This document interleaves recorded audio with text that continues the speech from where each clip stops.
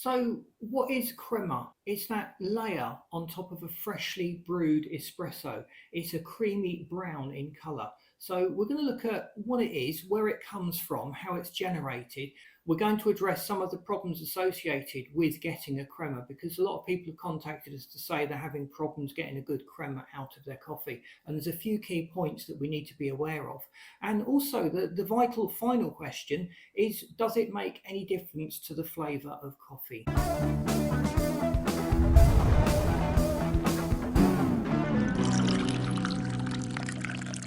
So crema is essentially a foam on the top of coffee. It's little bubbles. So where do these bubbles come from? Well, in the roasting process, the coffee itself contains tiny little CO2 bubbles.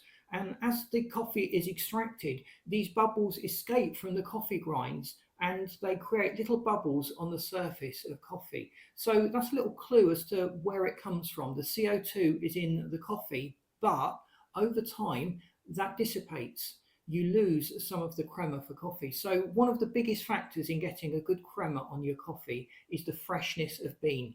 If it's not been roasted within the last 3 to 5 weeks, you're going to struggle to get a good crema, particularly if you're using an open portafilter.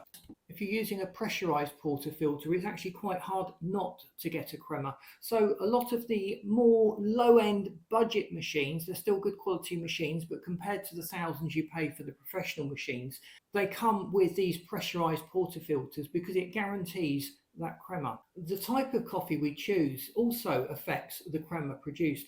Arabica coffee tends to have more oils inside it and less CO2. So the bubbles of CO2 and the oil actually prevent the bubbles from forming cleanly on the top of the coffee. So if you want a really good crema, it's best to go for a coffee that's got a higher proportion of Robusta inside. 100% Arabica will never produce a perfect crema when you compare it to the crema that you get with Robusta beans. So does crema affect a coffee taste? Well, it probably depends to some degree on the beans you're using and the process that you're using to actually brew the coffee. But every time I've tried it with and without a crema, I've not been able to discern a difference. So the crema itself is just a visual appeal added to the coffee. It makes the espresso that you pour look very professional, very nice, and it's part of the drinking experience. I've heard some people say that the crema is associated with bitterness. You get more bitterness out of that, and the darker roasts tend to produce that dark, bitter flavour.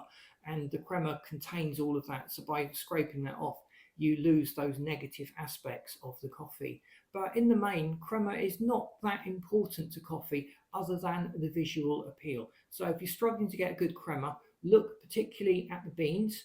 Other factors that can affect it is the temperature of the water.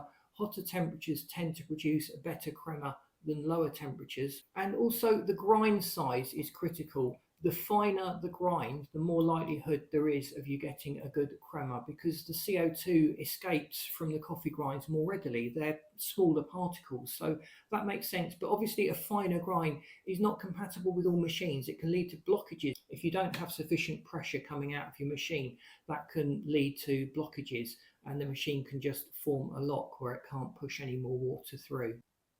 So after this video, go and make yourself a coffee, a nice strong one. And when you get back, I've lined this video up for you that you should find very interesting. Thanks for watching. If you haven't subscribed, please do so because that really does help the channel. We're a very small channel and we appreciate all of the support. And don't forget to boot that like button. Thank you very much. See you in the next video.